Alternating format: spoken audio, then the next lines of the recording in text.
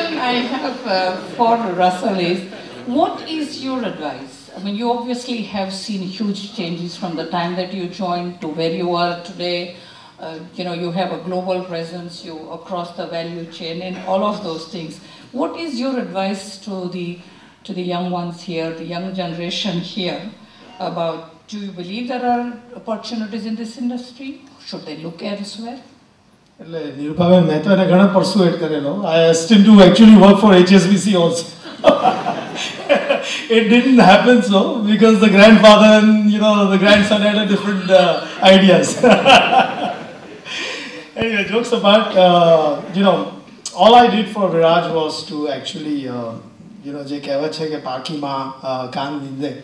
I actually kept him away from myself, my father also. All his life, I think, post his school, he's worked for a couple of banks, and now he's working for my brother-in-law. So importantly, I think he should realize what it actually takes to run a business, what it actually takes from ground up, what are the ground realities, going with a bag to sell to customers, and understanding what are the difficulties at the ground level, and then actually make up his mind and decide what he wants to do. I mean, he definitely wants to be in diamond business. It's clearly a choice which he has made. It's not me who has made that choice. And I think he's enjoying it. He's enjoying the trading. Of course, there are frustrations, and of course, he asked me many times that what am I doing here and what's really happening. But we all believe that, it's a business like any other business. There are challenges in every business. We all believe that, our business is different. Our business might be difficulty, and everybody else has is easy. But Viraj has been lucky to actually have friends from outside the industry. I've been lucky to have friends from other industries. And when I speak to them, they actually, work tirelessly. I mean, I was with Sanjay Reddy just 2-3 days ago, and I was just asking him, the GVK, that, Sanjay, how many days of a month do you really travel? And he just told me that, Russell, I am practically home only on Sunday. Every single day I'm on a plane. And, either 5 days in Delhi, 5 days in Bombay, Australia, all those places. These are all tough things. So, we all believe from outside that, wow, GVK is a billionaire, he has his own private plane, all these things. But at the end of the day, he has put in that kind of passion, he has put in that kind of effort. It's not easy for him. Right now he's building this big thing in Australia. He bought it at the top of the market. The market of coal is 30% down right now. These are huge bets. So, when you really look outside and when you see that, are we any different? Is diamond industry so difficult? I don't think so. I think it's more simplistic than what these people actually take this kind of bets. So, one bet can make or break them. For us, we'll have several chances in our trading business. So, I think, yes, the only question we need to ask is, Bairao Dagina Perwana Cheke nahi, and whether diamonds are going to appeal to women moving forward or not. I mean, that's the bottom line question. If it is going to be there, and if there is going to be love and emotion, and people will give diamonds and buy diamonds, then yes, we have business. We have a legitimate business which is going to be there. It's only important that, whether we have a model which is relevant in this point in time, whether we have a model which is going to be relevant in the future. So, whatever my dad did, maybe I'm doing it slightly differently because the environment is different, and I'm sure Viraj will have his own challenges moving forward.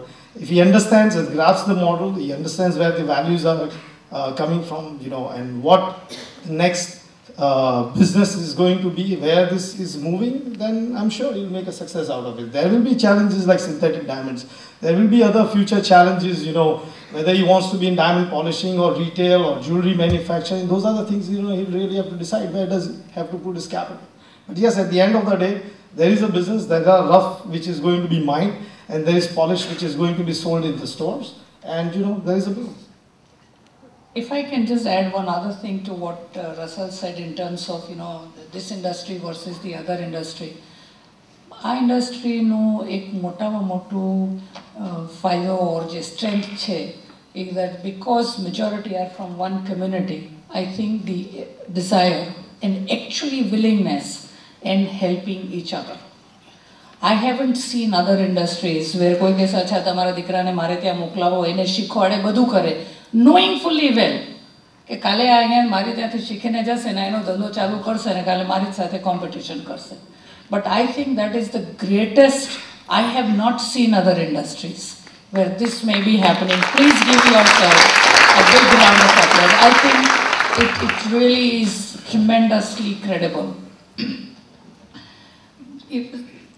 Nirav, you mentioned that you changed your business from trading to manufacturing. So what kind of changes did you have to make? You talked about the people skills. Beyond that, is there, in terms of the systems, controls, anything you had to change? The biggest change I think that we had to make when we moved from trading to manufacturing to delivery is the change in mindset. I think that's one thing that we all need to understand, that every business model has a different way you operate, different way you work. જૂના જમાનામાં ટ્રેડિંગના બિઝનેસમાં નાની ઓફિસમાંથી millions of dollars of business in few minutes we could just transact and with very few limited staff. But even a fraction of that, if you want to convert in jewelry sales, you require a very large infrastructure, a lot of people. It doesn't happen overnight or just across the table. Secondly, diamond ma the thing is, મને બધું જ આવડે છે, હું જ બધું કરીશ. But when you go to jewelry, you need a lot of external help. You need to hire a lot of professionals. You need designing skills, you need product development skills, merchandisers, etc. So the whole thing shifts from me, I to you need professionals.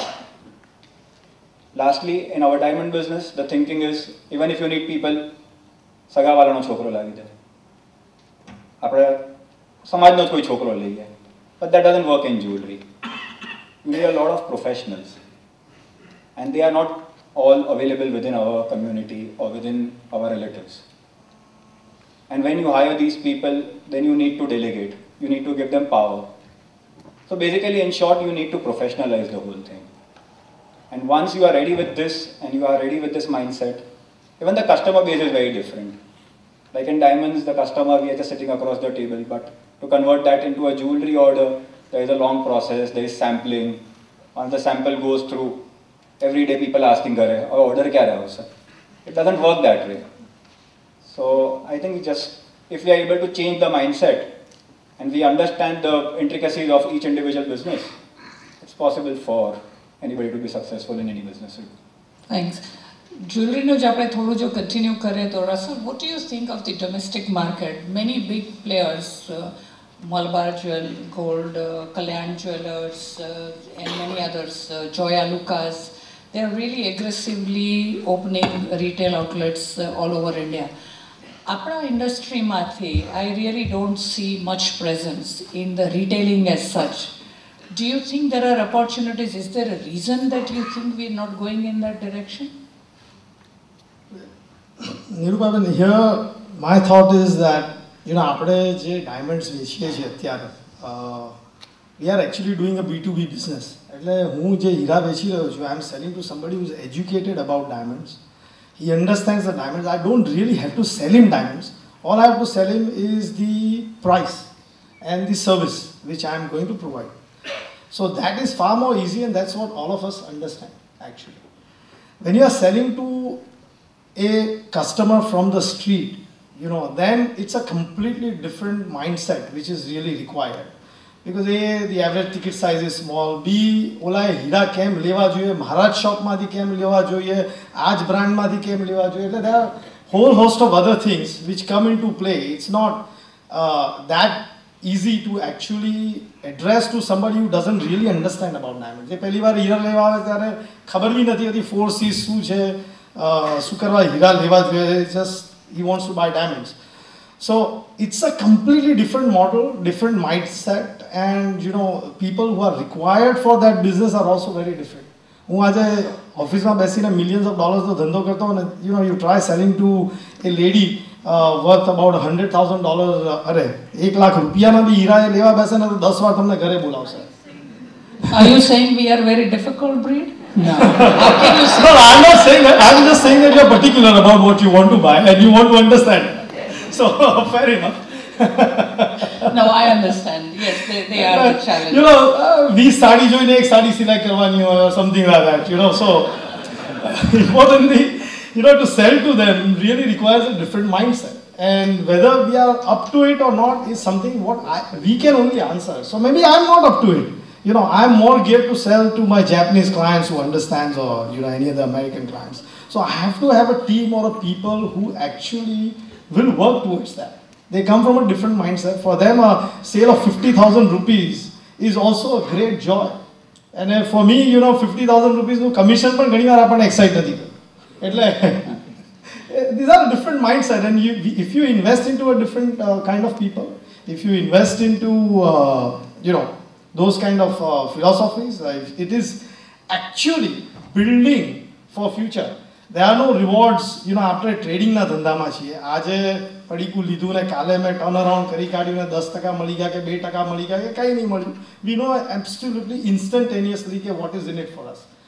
In building a retail business, I think you have to invest upfront, and the rewards are going to come 5 years, 7 years, 10 years down the line. Aura has lost money in the past so many years. We are making money now, which is great after, I think, a span of more than 10 years. So it's not easy building a retail business. But once you build that, it's like an investment which is going to pay for perpetuity, hopefully. Those who are interested could look at it, but be aware of what exactly the challenges are there. So from domestic, if we can go back to the exports again, because વધારે કરીને આપણે બધામાં એક્સપોર્ટ્સનામાં interest છે. Given the European market, Rajiv, what is happening there, the export market, Asia seems to be the only game in town. How is it influencing the strategy of organizations, how they should grow, where they should take their business, where they should focus? How is it impacting? And talking of Europe, what do you think of Antwerp as a future? You certainly don't want me to go back to Antwerp. No, please. If there is money, please go. Absolutely. And that's really the thing that should be followed. But I think you see markets, Asia, Europe, US, markets will change. Markets will change because of economic activity, GDP growth. All of these factors are going to influence how the local consumer will buy in that market. And I think we, as Russell Bhai said, we are selling into a B2B clientele. So my client is somebody in Japan who is selling to the consumer. If the consumer stops buying, my strategy will require a relook. And I think the key here is, for example, we do an introspection of which markets to focus our resources in every 3 years. Every 3 years, we look at whether we should increase resources in certain markets or reduce resources in other markets. And resources are really people, capital, and your offices. And these three require a constant review, because other than that, if you don't do that, you will become obsolete. You will perhaps target resources in the wrong markets and you'll miss out on the opportunities. Coming to the second question. I think I've said this even internally, we discussed this, I've mentioned this to many colleagues. My view is very clear on this. I don't think any market has the privilege of being the only market. If any market was under that assumption that it was the only market, then it was wrong. I think today we see, Hong Kong is very important. Russell has made a very clear decision to, place his son in the Hong Kong market, clearly because he sees two things. He sees that perhaps the organization structure is right for his thing, and the market is thriving. At the same time, we've got Europe, and we have chosen to have an office in Europe. and we may not have a family member there, but we have an office. And the reason is not to buy rough, but it is to distribute our diamonds into the European market. So again, I think important thing here is every market is going to be relevant. You know, Dubai, India, Antwerp, all of these have a role to play. I think it's about us to choose what role you want to play in that market, and therefore, what's the reason to be there. આપણે જે સવાલના જવાબ અને જે હમણાં વાતચીત થાય છે, one thing which is really emerging well is how do you resource your offices and your businesses, and how do you manage તમારી presence તમે because આજે ભાઈ છે કે ભત્રીજો છે એટલે તમે એક ઓફિસ કરી કે નહીં કરી, કેવી રીતે કરો? Same thing is for manufacturing. My question to Parag here is that when this community started from Palanpur, and we heard they started with manufacturing, they have slowly migrated and have come here to Mumbai. And the extent to which they have remained involved in manufacturing seems to have declined very significantly. How do you think it has impacted the ability to remain profitable in manufacturing or have those issues that we are really talking about today? Okay. The point is, how closely, the question is how closely we should be associated with manufacturing. That is the question, am I right? Okay. I think, again, you need to understand the dynamic of this business. Probably this is the only business on this earth, Arun bhai, mark this line, where raw material is not constant and output is not constant. You won't find any other industry. Every stone entering my premise and every stone leaving my premise are different. So to evaluate the work done is a very complex task. Kya sachu kam thayu ke nahi aa upar? It becomes a very complex task. You go to a Nokia factory, they will match 1%, 12 phones a day, now we have gone to 13, our productivity has increased. Simple arithmetic, but it will not work in our factory, in our product mix. And especially when you take larger sizes and above, the value is created in factory and value is lost in factory. Let me be very clear about that. And value creation can happen when your mind, your people are extension of your nervous system. You start thinking and they start acting. This is the harmony what is required to actually build a good manufacturing. Now if brain is going away from hand and heart, then you are creating issues for yourself. So it is very important to understand that business is about integration. How closely you are able to integrate your ideas into that production floor, and not, it is about, if you ask me today, every possible action in Bombay has to be integrated with manufacturing. Where is the question of going apart? I think today in my factory, and probably quite a lot, the price revisions happens every day. Order comes in every day. Every planner knows that this stone is going to go to Sterling. He can visualize that with this order number, this is going to go to Sterling. Now that is the level of integration is required. So you can't do business in isolation. Ke factory ત્યાં છે, અહીંયા છે, અહીંયા value create થશે. I think we need to question this. It may work in some of the product mix, but not most of the product mix. And it is about aligning your people's heart, hand and head. If you are able to align, you will create value. Otherwise not. So sitting apart will not happen. For many other industries, the dynamic is different. They can do it. And what quality of work we are doing? We start with $30,000, $40,000, $50,000 stone. Think of any other manufacturing where $10,000, $20,000, $30,000 unit is there. You see the technology, you see the effort, and you see the integration is mind-boggling. આપણો કોઈ પણ મુદ્દો 3-4-5 લાખ રૂપિયાનો મુદ્દો છે. What it takes to manufacture 500,000 rupees car, you go and understand. તો આપણને લાગે આપણે તો કંઈ કરતા જ નથી. We have a cake walk. અને પછી જો આપણે ડિસઇન્ટિગ્રેટ કરીએ તો I think we are not doing justice to our business. So what you are saying, Parag, is that value add is necessarily, and a significant value can be added in manufacturing rather than just trading. And if you were to integrate the both, your value add really becomes, it is multiplied. I'm not saying that you cannot add value in trade. My point is, if you don't if you are not hands-on to manufacturing, especially in areas where we operate, probably, તમે ટ્રેડિંગમાં rough કેટલી મોંઘી લઈ શકો? બહુ ઊંઘતા બી સોદો કર્યો તો 3% જ મોંઘી આવે.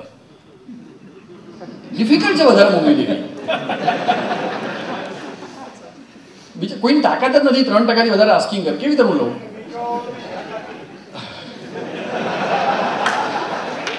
પણ હું એક બહુ ટેકનિકલ ડેટા આપું છું.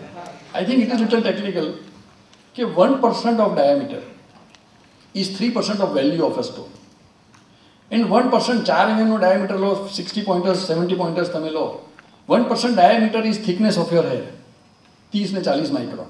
You can lose 3% there. એટલો હીરો જો નાનો થાય ને વાળની thickness જેટલો તો આટલી value erode થઈ શકે. અને if you want to process thousands of stones, how do you keep track of that? તો it is a very complex task. તમને કહું, આજે કોઈ પણ સારી તમે ફેક્ટરીઓ જોશો ને તો કામ કરવાવાળા ઓછા છે. એકચ્યુઅલી વર્ક એના કરતાં બીજા પ્રોસેસીસ બહુ એનલાર્જ થઈ ગયા છે to ensure that we don't lose that value.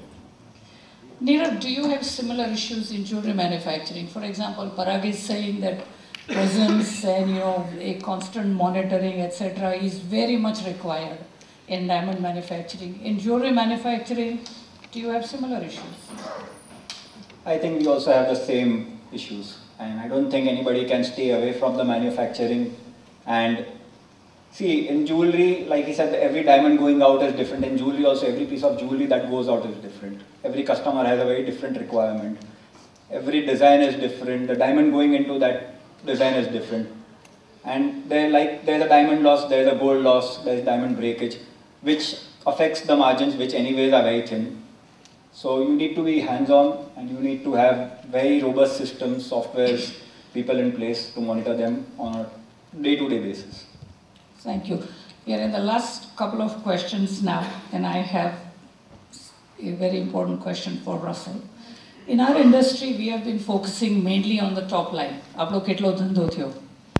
The extent to which we really look at the finances, the returns, and the other things, and one other very important thing on which I think આખી ઇન્ડસ્ટ્રીનો જે બંધાણ થયું છે, which is the ethical value, the moral values, the family values on which it is built. What do you think? I mean, where are all these values today? Where is the focus? So I think, from my perspective, top line is actually pure vanity. We all pride ourselves that I'm $1 billion company or $2 billion company, and so on and so forth. And when it comes to bottom line, we don't really discuss in public, so we don't really know whether we are performing really the best or not. But at the end of the day, businesses are done to actually make money. Businesses are not done for vanity purpose. કે ભાઈ હું આટલા millions of dollars નું turnover કરું છું. ને હવે performance export ને જે બી ચાલી રહ્યું છે એમાં તો ગમે એટલું ટર્નઓવર તમે કરી શકો છો. That doesn't really cut anything, So I think from 2011 to 12 આપણે આપણી જાતને તો જોઈએ ને તો બી 11નું જે ટર્નઓવર હતું ને એ 12માં કરવું, it was almost impossible. The market is not there, and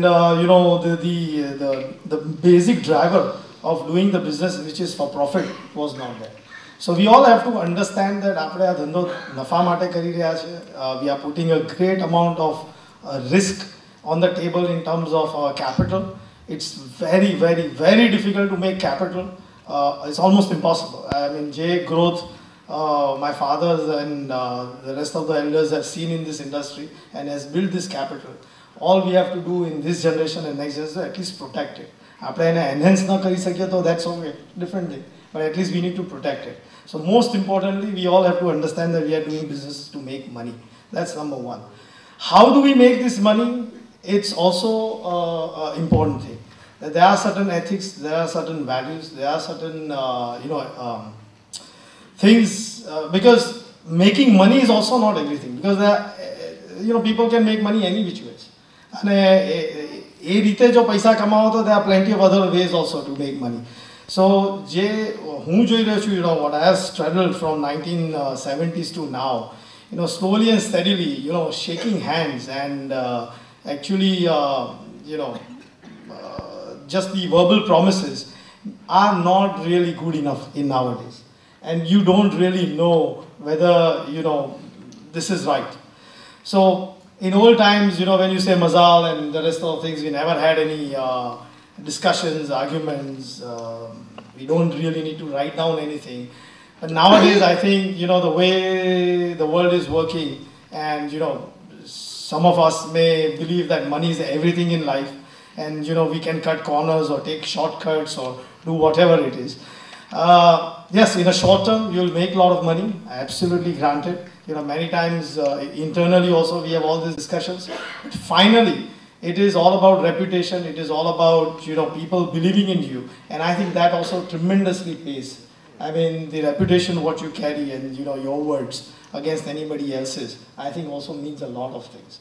So, how you make money is also very important to my mind. And I think we should have that gentleman kind of model where, we do exactly what we say we are going to do.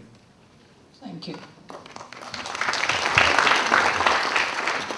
I want to again come back to the many young who are going overseas to study, many parents send their children so that they can excel and become experts in different areas. The question is, when they come back, are we providing them the platform to really contribute to the business?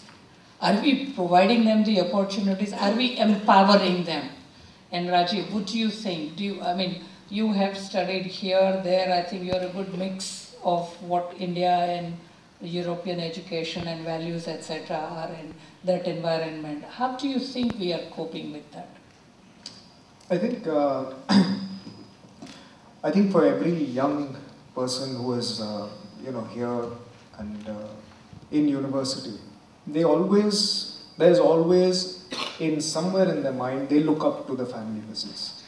It is because they've lived through their life, through their childhood, with that approach. They then finish university, and you have to understand that through college, through school, they have been through a very structured training program, right? Now when they come out of this, they then come to the family business, and in most family businesses, which are young, and we are a young community in general, we've only been around, as Arun Bhai said, 50 years. In context to family businesses, it's pretty young, 1 or 2 generations. We typically don't have the real formal foundation to bring them in. And what do I mean by that? Are we clear about when does the new generation come into the business? Are we clear how they will come into the business? Will it be required for them to do 2 years of work experience out, and only then will they be evaluated whether they are good enough to come into the business? If they do choose to come into the business, do they have a clear road map and clarity in terms of what their role is going to be? And will you be able to evaluate their performance going forward? I think these are questions which I'm sure a lot of young people would find very normal, but some of the seniors, some of the founders, entrepreneurs would have to, perhaps put these frameworks in place. And again, businesses, families are always in continuum. They are in different phases, so no family and no business here is in the same phase. I think everyone needs to just look at what they want to build for the future in terms of, again, the senior generation. Do they want to create a platform which actually makes it easy for and conducive? Today you have many youngsters who are going to have choices. They will have a choice to join the business, and they may have a choice, and they may be picked up by a McKinsey for a significantly better salary. They will make the choice. Do you think, Rajiv, are the challenges in transfer of ownership and management? I think these are two different issues, and we actually have always thought of them as one. I am owner, so I manage. Do you think we are learning, we are thinking of separating them? But I think, again, in our industry, the owners are sitting in front of us. I think My father, Arun Bhai, many other senior founders are the true owners of the business. When I look at, even myself, when I enter work every day, and this is what I tell people even in our company, I enter work as a manager, not as an owner. I put myself to the same level of criticism, self-criticism or external, again as a manager. So I think what we are trying to do is separate the roles of ownership and management. And the reason is because if you keep wearing 3 hats, and really there are 3 hats, not 2. You have the owner hat, you've got the family hat, and you've got the manager hat. And in fact, all 3 of us, all 3 hats are what we juggle every day. At home, on the dining table, we are wearing typically the owner hat, because that is when ownership strategies get discussed. When we go into the bedroom, we are still having that hat, but the wife has the family hat. So then there is the discussion and that hat gets knocked off. In the morning when we go into work, the first 2 hours, we think we are the owners. So the owner's hat is there, but the people that you're talking to are managers. So how do you juggle with 3 hats clearly and with one brain? It's difficult. And I think that the challenge here will be for us to adopt an approach which clearly separates the 3 hats. So we need to have owners, and the owners are certainly the founders. If the managers do well and if they can earn into the ownership, then they may be owners in the future, but I don't think that it is by any means a birthright. The good news is we'll always be a family. Sure. Of course, thank you. So I think that is what we require. I think importantly, I think if done proactively, that is another thing. You see, these things which require ownership, management, family issues, if you arrive to a bridge which is in a bad condition, you will have to pass it in very different circumstances. The best thing is to plan it before you arrive to the bridge. Plan ownership, plan your management, plan your family before you arrive to the bridge, so that when you do arrive, at least 80% of the things are thought through. There will always be 20% which you will never be able to imagine, and that's fine. But we can better deal with the 20 rather than deal with the 100. I think the second thing in family businesses which we've learned is the worst enemy of a family business is surprise. You never want to have an element of surprise. Neither a surprise in ownership, neither a surprise in family, and neither a surprise in management, i.e. what role do I play? So I think the element of surprise is what hits family businesses the most. So I think that is one element to be removed. Parag, do you think the sons and daughters should inherit their father's business? A controversial question. શું કહેવું જરૂર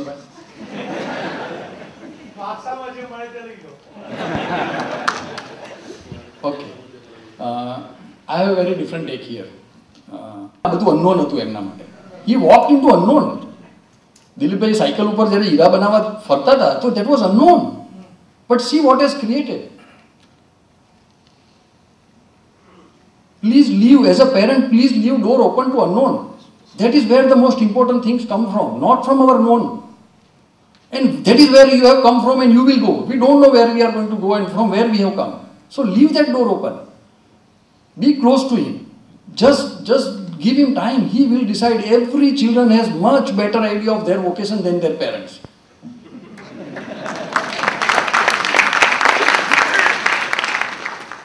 આપણે as a parent તરીકે આપણી લાઈફમાં શું કરવું જોઈએ? આપણે we expect idealism from children, altruism from children.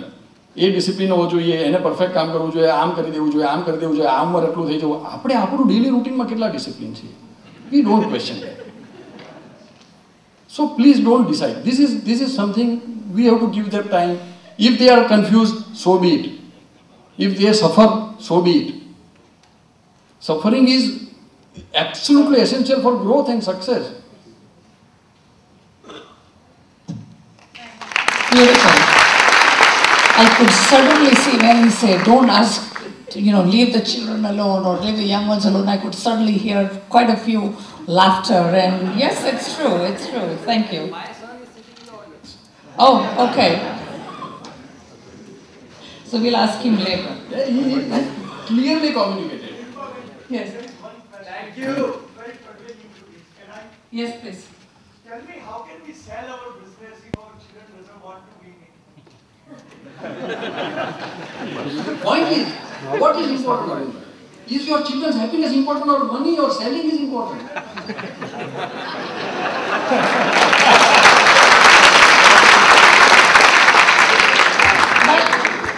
I think if I can just add something to here, Arun Bhai, is where, and we talked about, having team and having people, hiring talent, having managerial entrepreneurship, and I was about to ask Nirav that question, is you can still continue to have that business. And I think that's where you have likes of the Apples and the Infosys and others, that they continue to be part of that, but they've hired professionals to run. Their children may or may not be. I think in Infosys, Narayan Murthy's son is in the business, but Azim Premji's son is, I don't know whether they all are in business or not.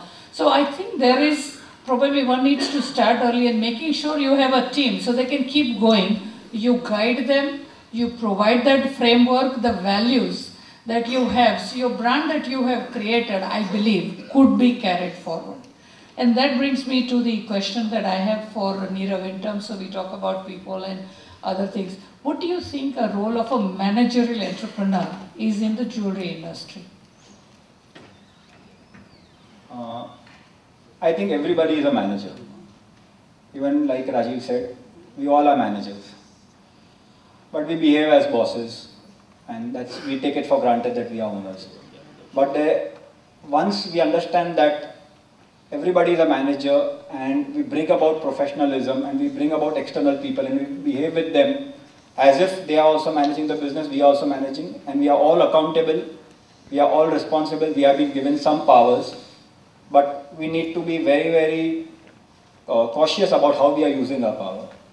So managerial, like our sons, our families, if we don't have enough business, if our business is not doing well, I'm sure there is a lot of opportunity for managerial business outside the industry, within our industry. People still continue with their own businesses. They don't actually feel that they're wasting their time in this business and they're not doing enough and they're not looking at opportunities. They feel that I shouldn't be a manager, I shouldn't look at working for somebody, I shouldn't look at a job. But outside our industry, this is a very common phenomenon. People take up jobs, people do phenomenally well. I have friends who studied with me and they took up jobs, they became managers in multinational companies, they became managers in banks. Even they have friends who have taken up jobs in our industry and they get a chance to work on a bigger platform, a larger canvas, and then they can show their talent and they can go ahead at the ladder. We should cultivate this culture within our industry, within our community also. Look at yourself, look at what abilities, what strengths you have. Do you have the framework or the infrastructure or the resources to do your business? Is your business justifying your efforts or the capital that it has been invested? And if not, look at opportunities. There's no shame in working or being a manager. I think we should embrace this and we should be open about it. And we should look at it like the other industries, like the banks, like the multinationals. When it comes to banks and when it comes to multinationals, we are always praising. This Indian has reached this position, this Indian is managing this company, this Indian is doing this. But when it comes to our people, our community, we again take a very different role and a very different approach towards it. I think we should be open to it and we should all look at ourselves and go for it. Thank you. Yes, Rajiv. I think it was an excellent point. I just wanted to add something to it. I think there's એક એવી મગજમાં આપણા પેલું છે કે professional અને હું અને આપણા બધાના મગજમાં એમ હોય કે પ્રોફેશનલ આવશે તો મારું શું થશે કે પ્રોફેશનલ આવીને શું ઉખેડવાનો છે હા એટલે I just want to spend 2 minutes to talk on this. Who is a professional? I consider each one of us I consider, Nirupa, each one of us is a professional. Are we disciplined? Do we hold ourselves up to our promises? Do we have timelines where we do things, whether it is for the family or for the business? And do we provide the family, business or the ownership with certain amount of clarity? A professional does all that. On top of that, he may have a degree. And what is a degree? A degree is a mere certification of your talent. It is not the talent by itself.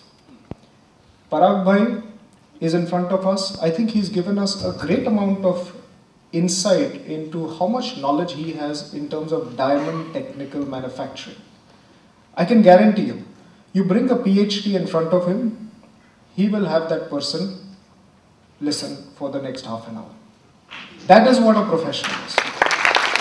I think that is what we have to imbibe, that we all have to look upon ourselves. Are we professionals? If I feel I am as good as an MBA, even though I certainly am not of that academic qualification, I will be able to match up to him.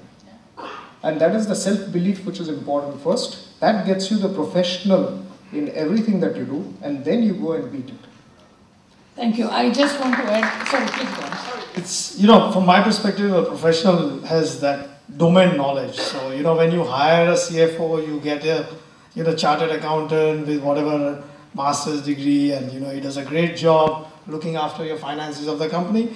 But somebody like Vikram Bhai in my company, who's probably not as educated, but he has a fantastic domain knowledge of diamonds and how to buy and sell. So to my mind, he's also a great professional, actually contributing to Rosy Blue's bottom line.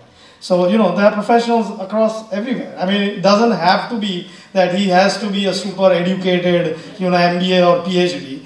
Because we run with professionals, whether it is Vikram Bhai or Ragin Bhai or Mayank Bhai in Hong Kong or anybody. I mean, these are all professionals on the diamond side. There are professionals on the other side. So, at home, sometimes we kind of have a joke. કે આ તો હોટલમાંથી graduate થયેલો કેમ આવું કર્યું પણ એ ટેલેન્ટની certification આવે શું કરવાનો છે એ થોડી કંઈક લખ્યું છે application of that knowledge also is important. How do you apply that knowledge? So life is a university which don't use it. Yeah, You have opportunity to learn every day. વાત કરીએ છીએ એનું એક એક્ઝામ્પલ આપવું છે. We have heard of Marico Industries, parachute coconut oil.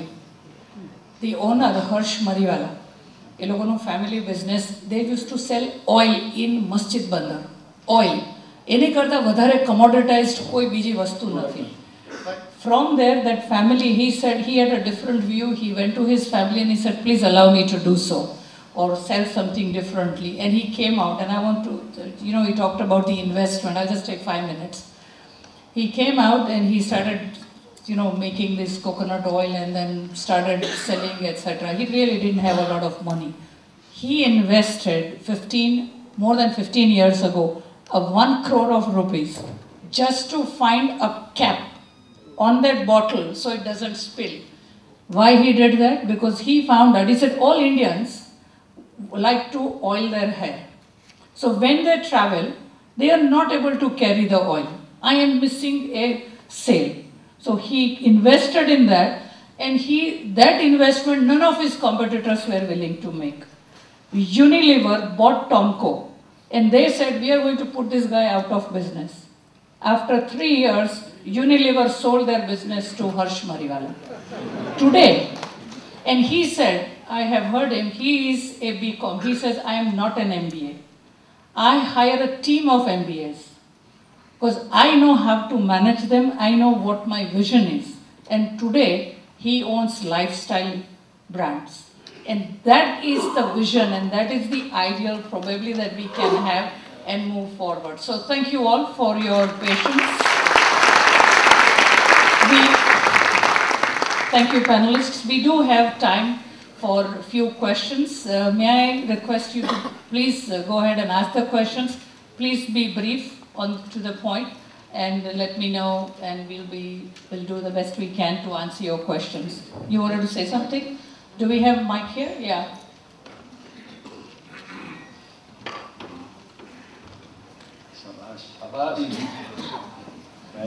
તમે જરા please આપનું નામ કહેશો before you start the question so that we know. The women are Thank you. certainly taking the lead. Yeah. I enjoy that. Great. The change has already started. Hi, my name is Mansi. I'm just wondering for okay. I'm just wondering for people who are around my age, in their 20s, just starting out in the business, what questions should they Pratyush, ask? can you come down so that, and maybe come here? Thanks. What questions should they ask themselves in terms of what aptitude they need or what skills they need for this particular business? Because maybe they have an undergraduate business degree, maybe they have entrepreneurship in their blood, but what skills do you exactly need to succeed in a business such as this? Prasad, do you want to take that? Okay, I'll take that. So, I think first and foremost, it has to be, it's not a skill, but I would say a passion and, passion to pursue excellence. That's number one. In terms of skills, you could do some courses, learn, because we are dealing with a product which is unique and which is different. No two diamonds are alike. Importantly, it is important for us to understand our product well. So, you could go through somebody's office, on-job training, you can take GIA lessons. Thank you. Some sort of a formal training, I think, would be required at least for a year or so, I would say, to actually understand diamond and its the product itself. And then, of course, depending on where you want to be, which is whether you want to be in diamond polishing or the rough diamond trading business, or you want to be in polish trading business, or you go down the value chain, be in jewelry business or in retail business. Based on that, once you have that product knowledge, you can then actually work for somebody and gain some experience before you actually do something by yourself. Because on-the-job training is, I think, vitally important before you actually start on your own. If I can add something Yes. to what Russell is saying, I think there are two areas in which we really don't have, there is a huge vacuum, I would say. One is designing, the second is merchandising. And I think the council is doing a wonderful job of putting up the IIJW. And I think that is a platform we must utilize to present ourselves and to take our industry to the next level. Today, mostly retailers are using. And one of the reasons is because not many of us are really willing to go in that direction. Again, that takes a lot of time, you need time, you must have patience to really build that. You take a design course, you will not become a famous designer tomorrow. It does take a lot of time. But I think those options are also available. Yes. Please, yes. Hi, my name is Monil Shah. I'm actually, hello? Yeah, we carry on with our voice only. I'm actually learning assortment in Metta Mahal right now. Okay? My question is, do you think it's important to perhaps go to a different industry other than diamonds and spend a few years understanding how they work before coming into diamonds, like such as banking or law? Is that question to you? To I believe anybody, it's for me or... to anybody who, thanks. To anybody who, to anybody who feels, feel free to answer. Yes, Neera, go ahead. I think it's a very valid question.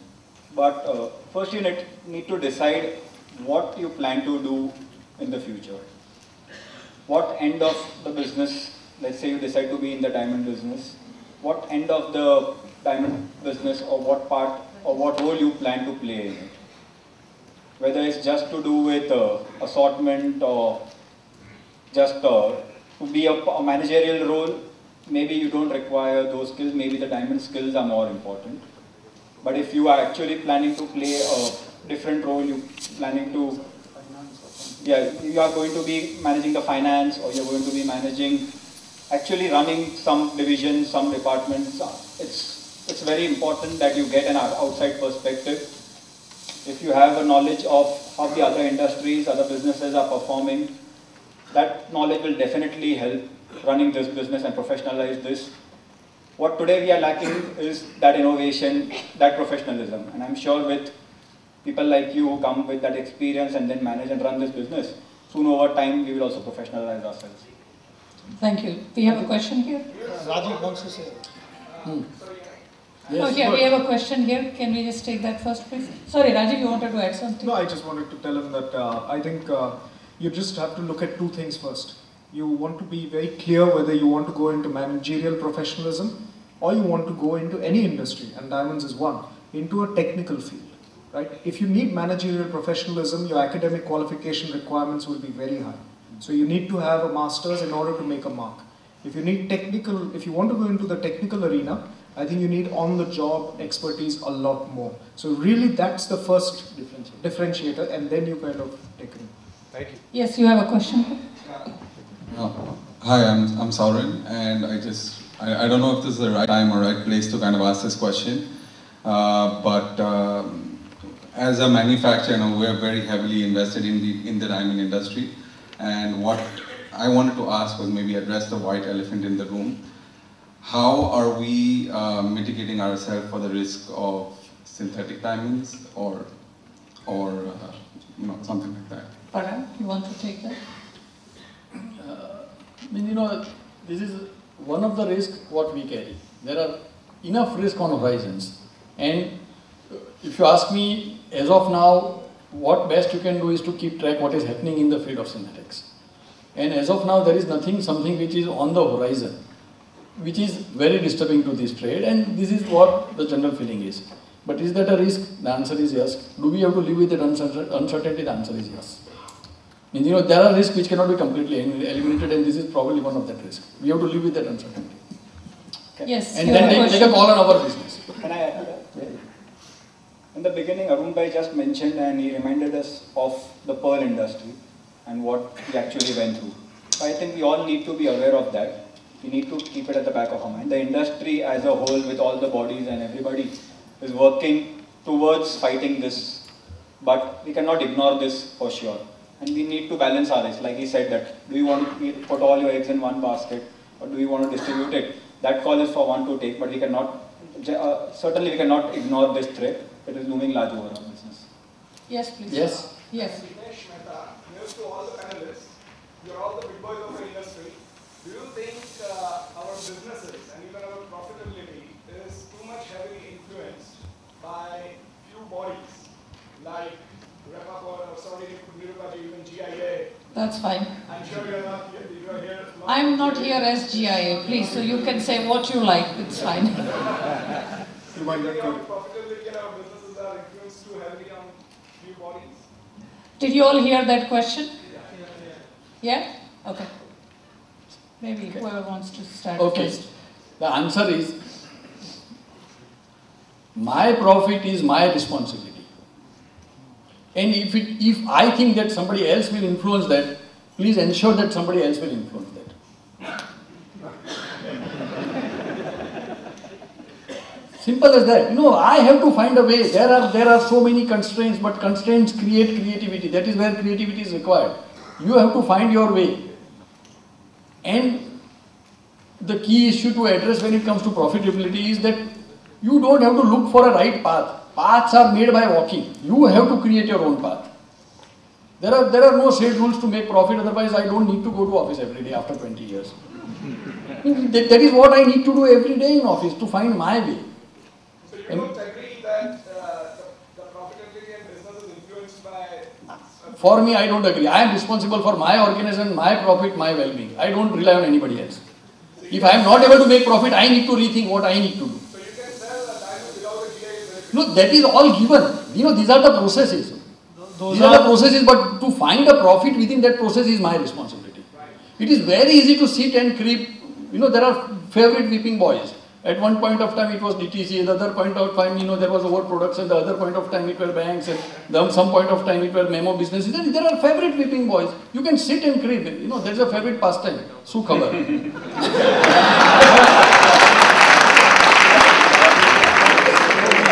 please don't be part of this Shu Khabar generation. Find your way. We are there to work 8 hours.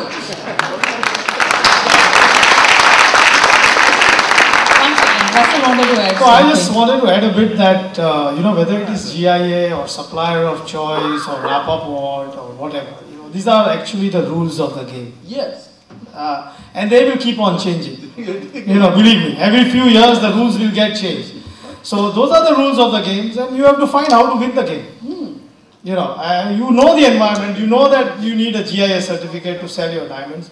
You know that you need to sell at a wrap-up price. In fact, it is better because there is no unknown. You really know what your diamond is going to fetch. Now work backwards.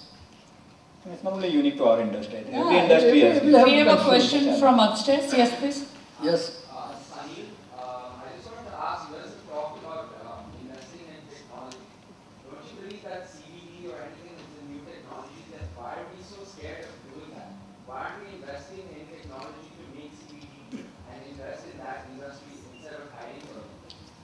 No, I agree. If you are convinced that it is a good technology and it will give you return, you should invest. The problem with me is that I am not able to visualize that. I am not saying that somebody should not do it. Why? If I am not doing it for simple reason that I am not able to find good economics which can ensure that I will make money in CBD. If somebody can make this great business and if you can create a business, we will salute. No questions about that. If you do it ethically, legally, perfectly okay. It is about your conviction. If you think that you should be investing in this technology, why others? It is not about others, it is about us. I have to find my way in business, I have invested in technology. There are people who are not invested in technology and done great business. There are you can't wear, business, profit is about your aptitude, your risk-taking ability, your skills, your patience. It is not about what others are doing or what others can do. Arun, you had a question. You already said my name, so I'm not repeating. My question is that suppose we go to some historical place or unknown place, we look for a guide. Look for a guide who can guide us. If my marriage is not working proper, I will go for the counsel. That what should be done. Looking for divorce, you go for the counselor. If you want to go in an education field and further on, you go for the counselor. Why in today's situation, when the number of youngsters are looking and having a question for the industry, we cannot create a team of counselor and who can support and guide them further? It is a team of mentors. Or mentors or counselors. Yes, Rajiv. Arun, I'd just like to take that question. Yes. In each of the example that you've given, the one thing that is expected કે તમે તમારા કપડા કાઢી કાઢો અને કાઉન્સેલરને વાત કરો. આપણે કેટલા જણ આપણા નફો એકબીજાને કહેવા માટે રેડી છે? Infosys, Aziz Premji, બધા examples, they have no problem in disclosing their profits to their most meanest competitors. Yes. So the day we are ready to take off our clothes first in front of our own people, management, and tell them that our result છે આપણી કંપનીનું અને આટલી ક્લેરિટીથી કહી શકીએ, પછી જ આપણે બહારને વાત કરી શકશું.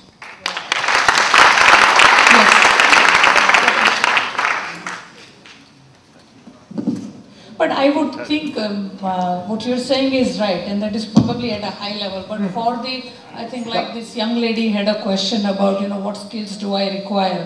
I think for those kind of questions, maybe something for this community and the Samaj, maybe Ashish, Bakul Bhai, Sanjay Bhai, Arun Bhai, all of you can take it. Whether does it make sense to have a team of mentors or a guide or counselors? I don't know. Yeah, I think that would help, I think. Yes.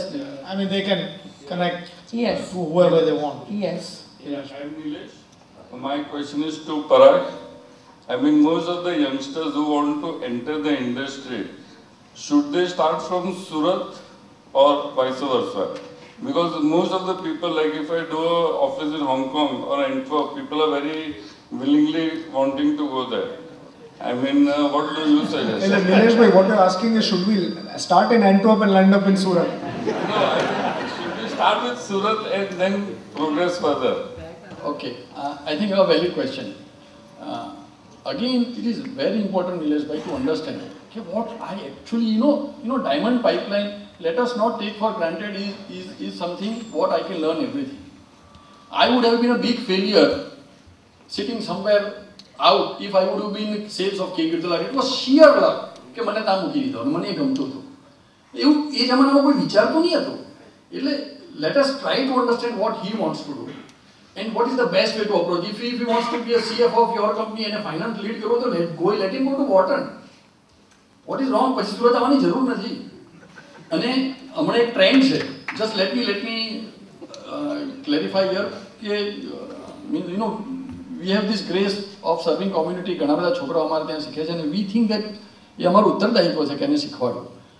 પણ unfortunate part એ છે ને અરુણભાઈ, કોઈને factory કેવી રીતે ચલાવી એ નથી શીખવું, ચક્કા કેવી રીતે મરાય ને એ શીખવું છે. એટલે ડોન્ટ ડુ ધીસ મિસ્ટેક. એ કારીગરની સ્કિલ છે, આપણે એન્ટરપ્રિન્યોરની સ્કિલ શીખવાડવાની છે. 3 દિવસમાં હું સર પરાગભાઈ ચપકામાંથી આવી ગયો, હું પોલિશ કરું છું અને આઈ ફીલ પેન કે બોસ સેવંતી કાકાને ચપકા એટલે એને હીરો પકડતા નથી આવડતું. એમને આઈ ગ્લાસમાં જો આપ્યો હોય ને હીરો તો ગેરંટેડ ઉડી ગયો. આઈ એશ્યોર યુ, એ માણસ રાખવા પડે એમને જો આઈ ગ્લાસમાં હીરો જોવો હોય. એટલે સ્કિલ્સ ઉપર ફોકસ કરવા કરતાં ધારો કે મેન્યુફેક્ચરિંગ શીખવાડવું છે, તમે એમ નહીં કહો કે મારે ફેક્ટરીમાં મોકલવું, મારે એને મેન્યુફેક્ચરિંગ શીખવું છે તો what is IT, cost accounting કેવી રીતે થાય, પે સ્કેલ કેવી રીતે નક્કી થાય છે, ઇન્ક્રીમેન્ટ કેવી રીતે અપાય છે, ટાઈમિંગ કેવી રીતે છે, લીગાલિટી કેવી રીતે છે, ટેકનોલોજી કેવી રીતે મેનેજ કરો છો, ક્વોલિટી કેવી રીતે કંટ્રોલ કરો છો, આ બધું શીખવાનું છે. હવે સુરતમાં શીખે, યુનિવર્સિટીમાં શીખે, ગમે ત્યાં શીખે. There are no set rules or formula કે આમ કરાવવાથી સક્સેસ થઈ જાય. We cannot, uncertainty which we will have to live with. As a parents આપણે શું સર્ટેનિટી શોધીએ કે આમ કરાવવાથી કામ પટી જશે, પણ કંઈ પટવાનું નથી. એ આપણું ગ્રેટિફિકેશન છે કે આપણે પટાવી દીધું. Please understand this. There are no set formulas. You and your son probably will decide what is best for him. Nobody else can. I assure you. મારા દીકરા માટે સૌથી સારું શું છે મને ખબર છે, મને નથી ખબર, હું તમને કેવી રીતે હેલ્પ કરી શકું. He will decide. He will decide કે એના માટે બેસ્ટ શું છે. તમે એવું જનરેશન ઊભું કરવા માંગતા હો, તમે કેવી રીતે તમારા બાળકને જોવો છો? હું તો એને બહુ કસદાર માણસ ગણું છું. ભગવાન એને બધી ભલાઈ આપી, એનો રસ્તો શોધશે. લેટ હિમ સફર. હું એમ કહું છું. એવું that does not mean કે I am not there. But it is not bad if you see your children struggle and suffer. It is not bad. Please understand. Guys, to suffer is chill. Emily language, chill. It is chill. What is wrong in that? Yes, we have a question from this young man here. Yes. Parag bhai, can I start? Yes. Thanks. I'm Vatsal Parekh from Crystal Diamonds. It's a manufacturing related question, so anyone on dais feel free to answer. Years back, before the Indian community, or the Palanpuris specifically, entered the diamond market, it was mainly in the hands of the Jewish community. I think Belgium and Israel were major manufacturing cutting centers across the world. The Palanpuri community obviously, knew that they had the capacity in them to develop the required skill and expertise to enter such an industry. But more than that, the major factor because of which they could enter this industry was the fact that they were willing to work at lower profit margins than the Jewish community at that time was willing to make on their investment. Years passed and, as what we see is history, that the Jewish community literally has been knocked out of this game, and more specifically, this entire manufacturing business is in the hands of the Indians today. Now, at the risk of sounding slightly controversial, I'd say that the Palanpuri community today is at a position where they are facing a threat from a group of people, communities, who probably are willing to work at lower profit margins than even the Palanpuris are willing to work compared to the Jewish. And these guys have solid infrastructure, brilliant skills, and they're willing to work at cheaper margins or lower margins than what you're willing to work at. So someone like me today, if I were to get into manufacturing, what do I see? What is that the threshold mark? Like, do I even start working at margins below? Should I just start working at cost? Does that mean that as long as I break even, I need to continue manufacturing? Because Today, a lot of guys, like, maybe in their past they might have been farmers or it might be in another profession, where today, even if they make slightly above their salaries, they're really happy. Now, do we have to be happy with their happiness? Is my question.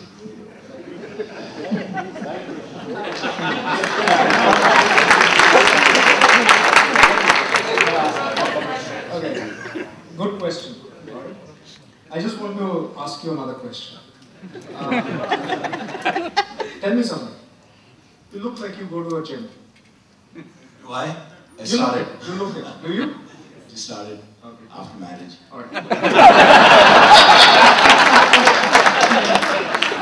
That is the honesty. Okay, good. Now, but tell me something. When you go to a gym, you probably go use a treadmill. There are 2 treadmills in a gym, in your gym, assume.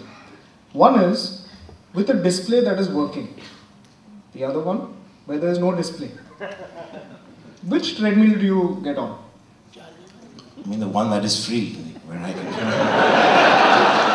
Okay. Now the key here is, if you get on a treadmill, even if it is free, right, but there's no display, how do you know what you've done? So is your objective of getting on the treadmill, or is your objective when you go to the gym to burn 500 calories? Well, my objective would be to run for half an hour, irrespective of knowing whether I've burned calories or not, because I know running for half an hour... So again, there is an objective. Time, calorie, there was an objective, right? You don't just go to a gym to get on the treadmill. I think business is exactly like that. And the treadmill in our case is capital. Capital is invested, whether in the form of equity, which is shareholders' funds, or debt, which is banks' funds. Each form of capital has a meter to it. The only difference is we pay the banks on a quarterly basis. We pay the shareholder, hopefully, on an annual basis. Right? The important thing is, do you know what is the cost of your capital? We all know the cost of the bank's capital because they charge us for it. The important thing is, ask the person that is giving you the capital, what is your expectation? And then have him send you an invoice every quarter to pay you that amount. The minute you do that, you will answer that question whether you should be earning at cost, the farmer's income, or what is required for you to build the profitability which Parag was mentioning earlier. If there is no profit, then are you doing justice to that capital? And I think that is the big question on this. And that's when you need to decide whether that's the right business for you, or you need to look for opportunities to invest your capital and your time in another business, be it in the same vertical or outside the industry also. Just 1 second, just to complete this. If you talk about cost of capital, do you see your opportunity cost of the capital you're investing vis-a-vis, like say today if I'm in the diamond industry, frankly for me, diamond industry should give me more returns than me investing my money in the bank. Because I don't have expertise in another industry where I can make more money. So does that mean that I should make more than the money that is lying idle in a bank? Is that my benchmark rate that I should? So your opportunity cost of capital is defined by what that capital can earn you in another application. And it's a risk-free return in banks, so you need to be providing for the risk also. Yes, we have a question now. Yeah. Thank you.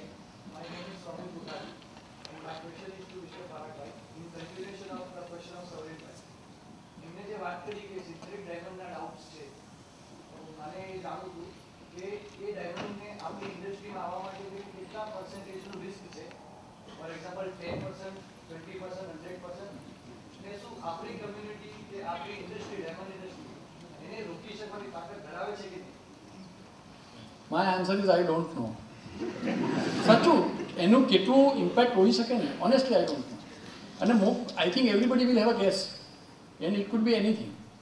We have to be prepared for that risk and we have to manage our finance accordingly. Simple, I don't know. I'll take on synthetic. I believe I know a little bit about that. There are a couple of labs right now producing synthetic diamonds.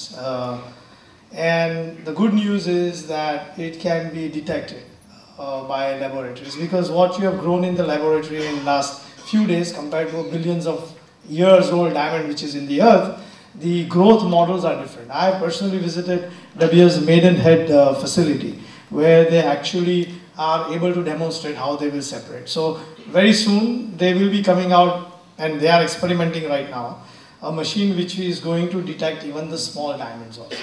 So, you know, it's like a Mettler weighing scale.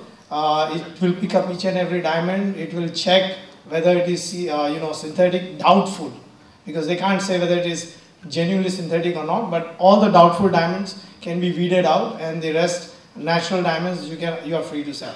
So there are technology which is able to detect what is synthetic and what is natural, and it can go down to 1 pointers also. That's the good news. The issue is that will people contaminate natural diamonds with synthetic diamonds? Yes, there is a remote possibility, and it may be happening also as we speak today. I really don't know, and we don't know. But my 2 cents on that is that जो contamination thatu hase na natural diamond, over a period of time, people will decide that I am not going to buy, કારણ કે મને ખબર નથી આ natural છે કે synthetic છે, તો હું માનું છું synthetic diamond બી નહીં વેચાય. કારણ કે હું જો કંઈ જ લેવાનો નથી, હું diamonds જ લેવાનો નથી, હું synthetics પણ શું કરવાનો, કારણ કે મને ખબર જ નથી આ natural છે કે synthetic છે, અને syntheticની value શું છે.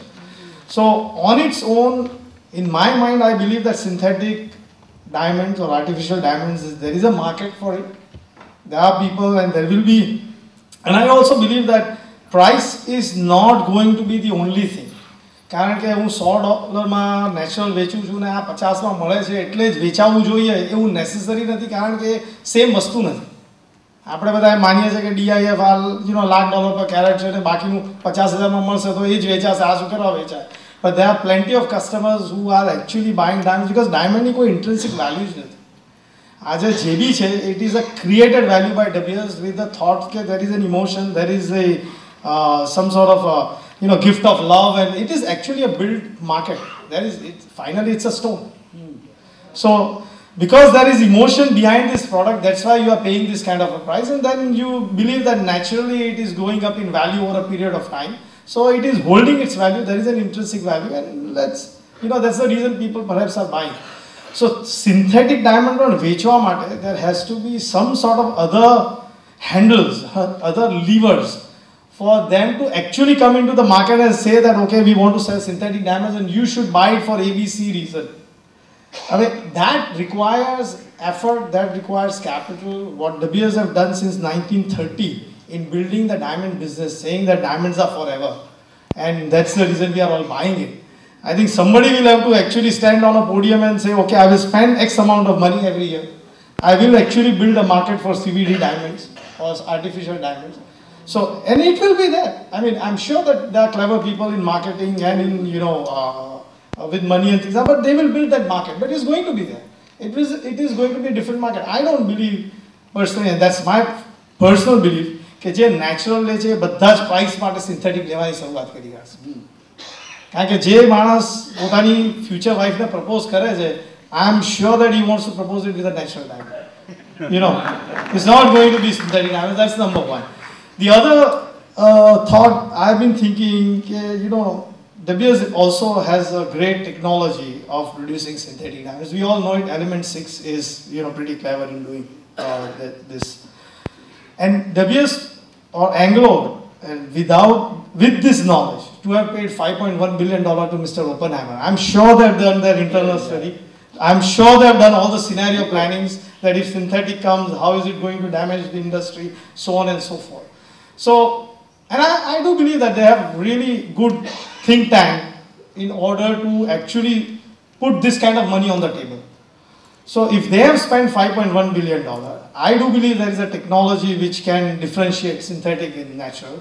And I don't know what are the actual marketing ideas which will allow people to buy synthetic. Price is not the only thing in life. Then I think we should take some sort of a comfort that yes, there will be a business for natural diamonds moving forward. All we have to actually worry is that are we going to contaminate natural diamonds, and then the consumer is going to say, boss, mane ke levu જ નથી. Forget it. કારણ કે મને ખબર જ નથી શું લઈ રહ્યો છું. But if there is a detection technology, hopefully that will be addressed. We have time just for one last question. Here, young lady, please. Hi, I'm Apeksha.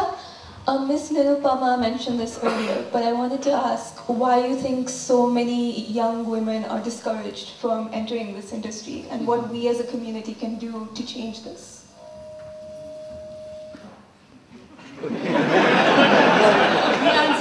This is for anyone who wants to answer. Well, if they're all looking at me, I would just say, you don't give up, that's it. I think don't give up, you want to go somewhere, just do it. And that's it. I think today all parents are investing significant amount of time, money and supporting all children to study further. I think if they are going to that extent, it is for us as individuals to say, this is what I am looking for. What may happen is, when we say discourage, it is possible, or what you may possibly mean is that they're not allowing you to get into their businesses, build your own business. I'm sure if someone goes to their parents or as an investment and say, I want to do designing, I want to open my studio, will you give me so much money, this is my business plan, you will get that.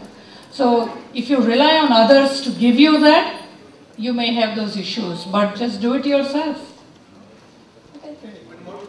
One last question. No, we just had the last question.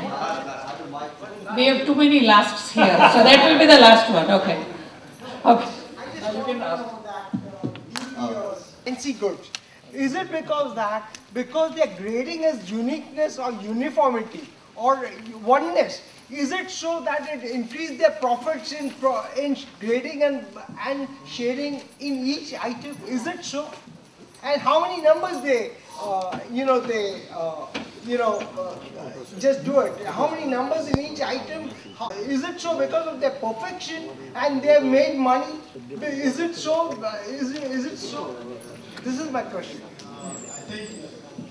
Yeah, I'm sure that that's the reason, De Beers is not a charitable organization, number one. It's a company which has shareholders and they are answerable to their shareholders and they are in business of making money. So as far as my knowledge goes, I think all we have heard whenever we go to the site is that there are 5,000 unique assortments of diamond. Am I correct? But aren't you also doing the same thing? Sorry? Aren't you also doing the same thing in our business? And at the end of the day,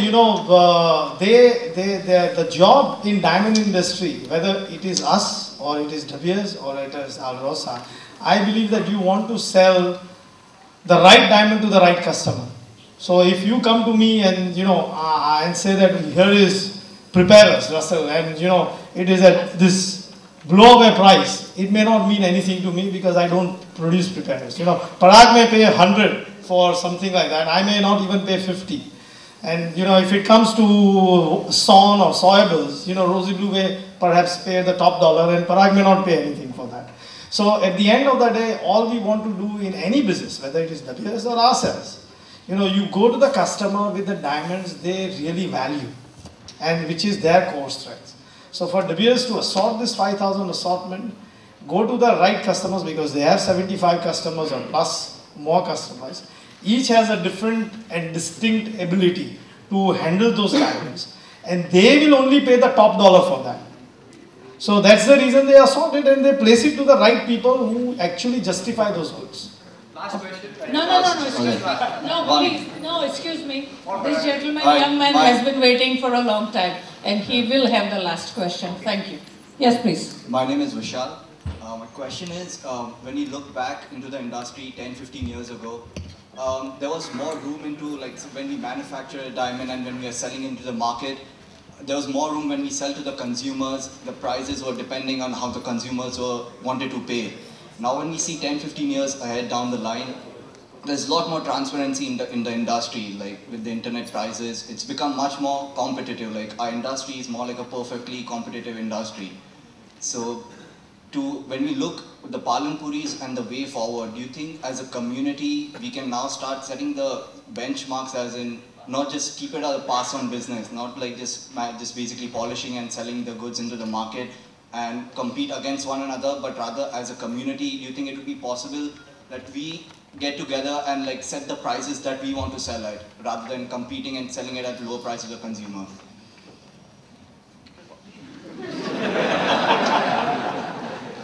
I think, look, competition is good. Firstly, I don't think we should not be in an environment where there's no competition. So I think fair play competition is very important. I think if we have a level playing field, then what that level playing field in terms of competition should dictate is what is the shareholder return required, right? Everyone is going to invest money in the business to have a return, and the return expectations cannot be very different. But I think the competition is cutting down on our own profit margin itself, right? Because with the internet being there, it's become like a pass-on business. You're making diamonds, but you're selling something which is like a low-quality good. You see, Blue Nile, you've heard of Blue Nile in the US, right? It coexists along with sterling, right? Same thing over here. You look at online models will come into India. India is going down that route. Tanishq's gross margin is in excess of 50%.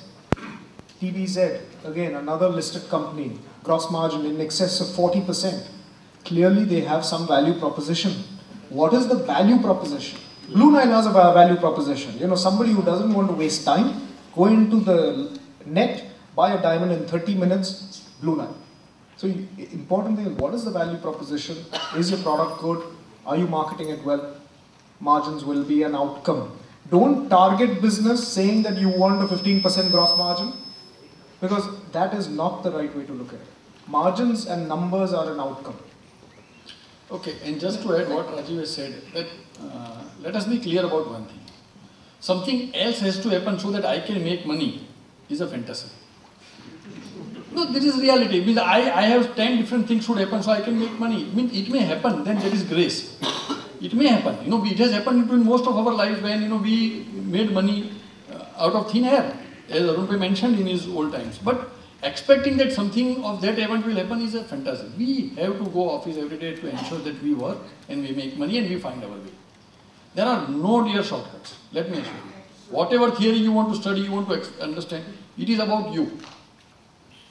And it equally applies to me. Please be assured about that. Equally applies to me. Whatever experience I have, I still have to work every day and find my way out. We have no silver bullet. We are all challenged with the issue. We are all challenged with the margins. You know, it's not that Rosy Blue is any different. And you know, Papa knows it that we all actually ask the same question: can we make cost here and let's put it to manufacturing? So you know, let's not make bones about it. Things are tough, and there is competition. You know, tremendous amount of competition. But yeah, you know, I think you can come up with good ideas because there will be a disruptive model out there which is going to change the entire industry on heads. You know, I'll give you a small example. All the times, you know, the books were selling. You know, you go to a bookshop and you buy a book. And then Jeff Bezos come one day and, you know, he changed the entire industry. That, you know, you buy online. And, you know, that changed the game completely. So I don't know what will be the next disruptive model. And I don't know who's going to come and, you know, change that. But he will make plenty of money. And while we all will be struggling. So that's the model you should think. I really don't know. I cannot answer that. But for that, you have to be consumed. You have to be passionate. You have to go to the office. You really have to think outside the box. Because we are all doing the same thing. We are all buying it off at certain price. We are all polishing and then we are all trying to sell. And there is no innovation. There has to be an innovation for everybody, to, you know, for the person to make a supernormal profit. Thank you, and thank you all for your questions. I also want to thank the panelists for their answers. Can you please remain seated just for a couple of more minutes? Please, can I ask a few more minutes? And we want to thank the organizers for doing this. And may I invite Ashish, he wants to just do closing, please. Thank you.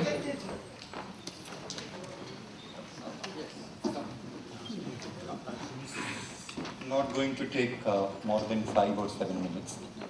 I know we all had early morning breakfast, it's lunchtime, but just a couple of announcements, couple of points and a few appreciations.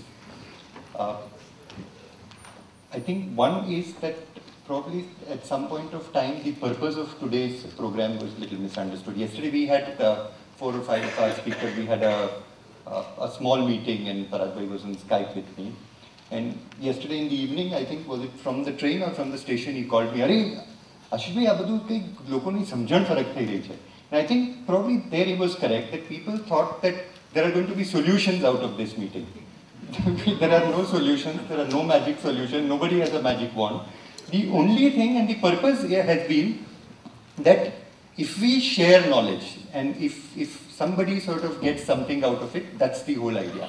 I think nobody can teach anything to anybody. It's just that if we provoke some thoughts, and from that thoughts, if people, different people get different sort of solutions to the issues that may be in their mind, I think that's the whole purpose.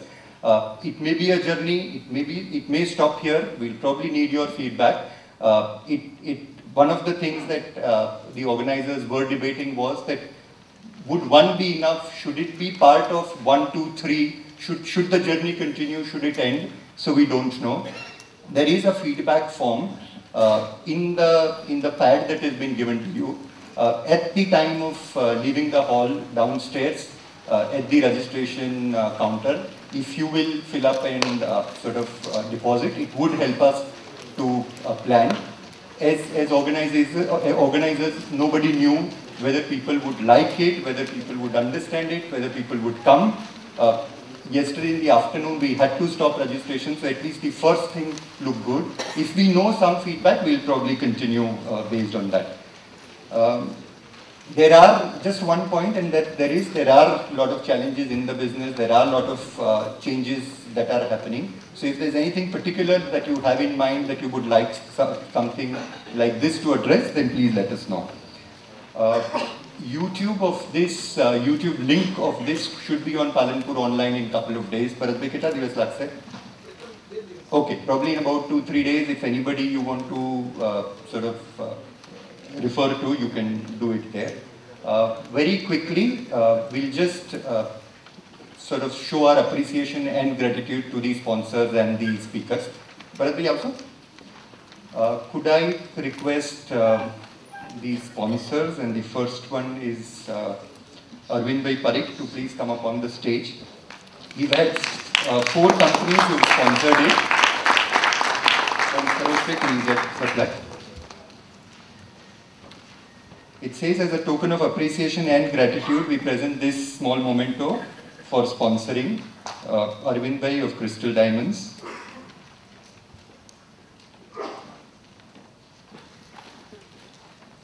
Could we have Jayesh Bhai Shah of Navin Chandra Lakshmi?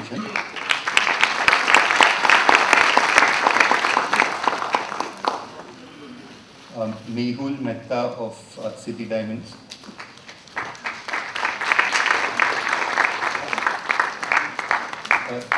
No, the second one is Navin Chandra Lakshmi.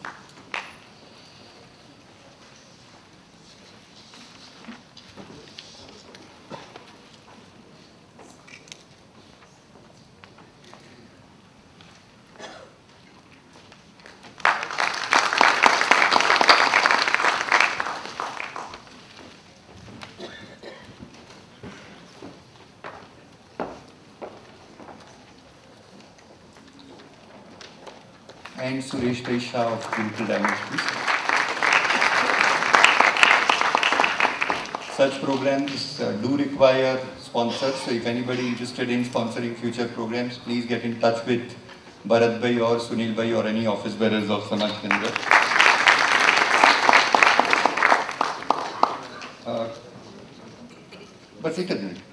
Could we have Russell Bhai come up? Yeah. Russell Bhai, Rajiv Bhai,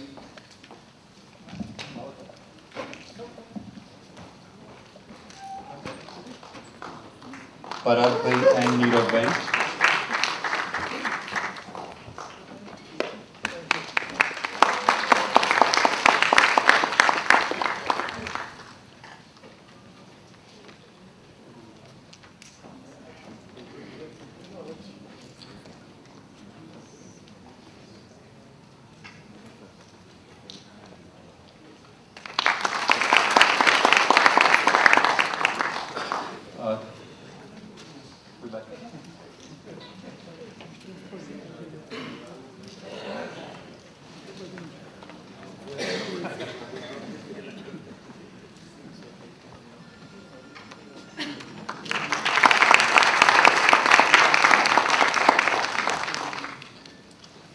Last but not the least, could we have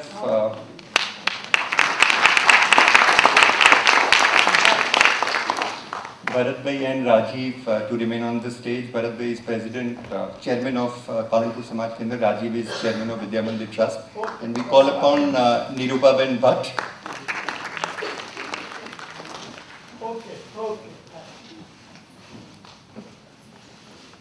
Could we have a standing ovation for Nirupa Ben?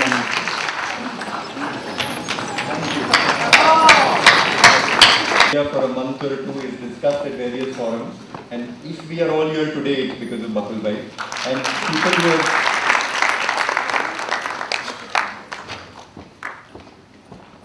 people who have really put all this together, all the registrations and other formalities were done by Bhadresh Bhai Gandhi and Sarosh Bhai of Vidya Mandir and Patel Bhai of Samaj Kendra, and on behalf of everyone, we appreciate their action. Thank you very much.